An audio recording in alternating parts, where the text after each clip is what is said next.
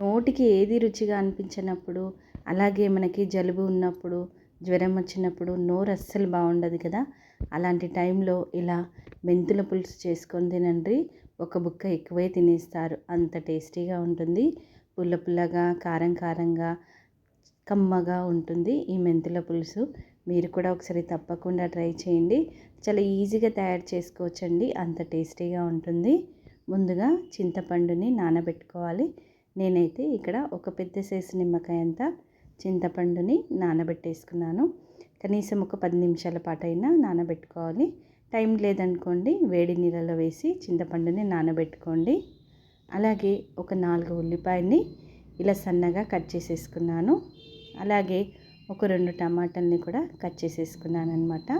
ఈ విధంగా ఇప్పుడు ప్యాన్ పెట్టుకొని, ప్యాన్ వేడెక్కాక దాంట్లోకి 1 టేబుల్ స్పూన్ మెంతులు వేస్తున్నాను. పులుసు అన్నాం కాబట్టి మెంతులు అయితే కంపల్సరీ ఉండాలి కదా. మెంతుల పులుసు చాలా బాగుంటుందండి రుచి అయితే. కనీసం మనకి 2 రోజుల నుంచి 3 రోజుల వరకు అయితే నిల్వ ఉంటుంది ఈ పులుసు. మనకి ఎంత మాగితే అంత టేస్టీగా తయారవుతుందన్నమాట ఈ పులుసు. ఇప్పుడు లో ఫ్లేమ్లో మధ్య మధ్యలో కలుపుతూ మాడనివ్వకుండా మెంతుల్ని మంచి కలర్ వచ్చేంత వరకు వేయించుకుందాము. ఇప్పుడు దాంట్లోకి 1 టేబుల్ స్పూన్ జీలకర్రని కూడా వేయించి, దానిని కూడా మంచి కలర్ వచ్చేంత వరకు వేయించుకుందాము. హై ఫ్లేమ్లో అస్సలు వేయించద్దండి, పైన మాడిపోతాయి, లోపల మెంతులు వేగవన్నమాట. అప్పుడు మనకి పులుసు అనేది చేదుగా వస్తుందన్నమాట.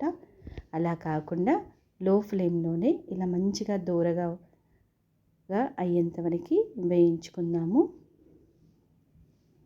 చూసారు కదండి, ఈ కలర్ అయితే రావాలి మనకు. దీనిని తీసి పక్కన పెట్టేసి చల్లారాక పొడి చేసి పెట్టుకుందాము. ఇప్పుడు అదే ప్యాన్లోకి ఒక 5 టేబుల్ స్పూన్ల ఆయిల్ని వేసుకుందాము. పులుసులోకి కొంచెం ఆయిల్ ఎక్కువగా ఉంటేనే బాగుంటుందన్నమాట. ఇప్పుడు నూనె మరిగింది కదండి, ఒక 1/2 టేబుల్ స్పూన్ మెంతులను వేసుకుందాము. ఇవి కొంచెం వేగిపోయాక దీంట్లోకి మనం ఆల్రెడీ కట్ చేసి పెట్టుకున్నాం కదండి, ఆ ఉల్లిపాయల్ని వేసేసుకుందాము. ఉల్లిపాయలు వేసాక లో ఫ్లేమ్లో మనము ఉల్లిపాయల్ని కొంచెం కలర్ చేంజ్ అయ్యేంత వరకు వేయించుకుందాము. మరీ ఎక్కువగా కాదు, కొంచెం వేగితే సరిపోతుందన్నమాట. లైట్ పింక్ షేడ్ వస్తుంది కదండి, ఆ కలర్ వస్తే సరిపోతుందన్నమాట.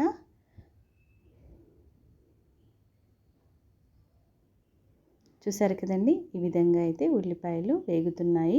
కనీసం మనకి ఒక 5 నిమిషాలు అయితే టైం పడుతుందన్నమాట ఈ ఉల్లిపాయలు వేగడానికి. పులుసులో ఉల్లిపాయలు వేస్తే మధ్య మధ్యలో తింటూ ఉంటే టేస్ట్ బాగుంటుందన్నమాట. తీయ తీయగా, పుల్ల పుల్లగా, కారం కారంగా, అలాగే మనకి మెంతుల ఘాటు అనేది కూడా బాగా తెలుస్తుందన్నమాట. దాంట్లో వచ్చే మంచి సువాసన కూడా చాలా బాగుంటుంది ఈ పులుసులోకి. చూసారు కదా, ఈ విధంగా అయితే ఉల్లిపాయలు అయితే మంచిగా వేగిపోయాయి. చూసారు కదా, ట్రాన్స్పరెంట్ కలర్ వచ్చేసింది.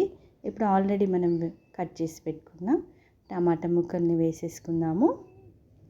మీకు ఇష్టం ఉంటే వేసుకోండి, లేదంటే స్కిప్ చేసేసేయండి టమాటాలని. కానీ వేస్తే మాత్రం చాలా టేస్టీగా ఉంటుంది పులుసు. ఇప్పుడు వీటిని కూడా ఒక 2 నిమిషాల పాటు నూనెలో లో ఫ్లేమ్లోనే మగ్గించుకుందాము.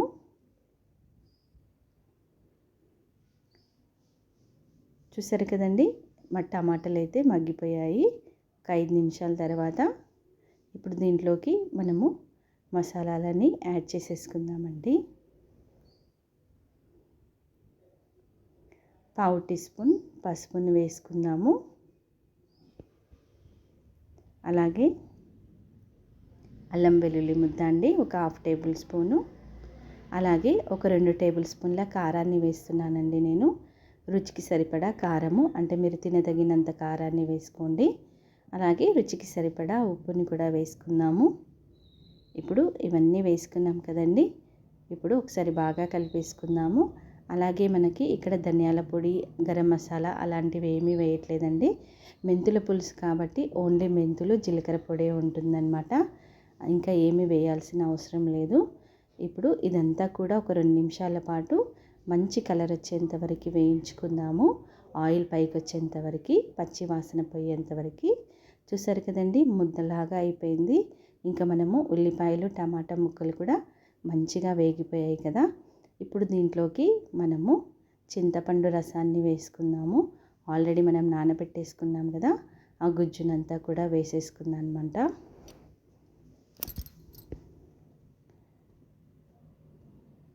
ఇప్పుడు గుజ్జును వేసాం కదండి, మీకు తగినన్ని నీళ్ళని వేసుకోండి. నేనైతే ఇక్కడ దాదాపుగా 1 గ్లాస్ వరకు అయితే వాటర్ని యాడ్ చేశాను, ఇంకా ఎక్స్ట్రా.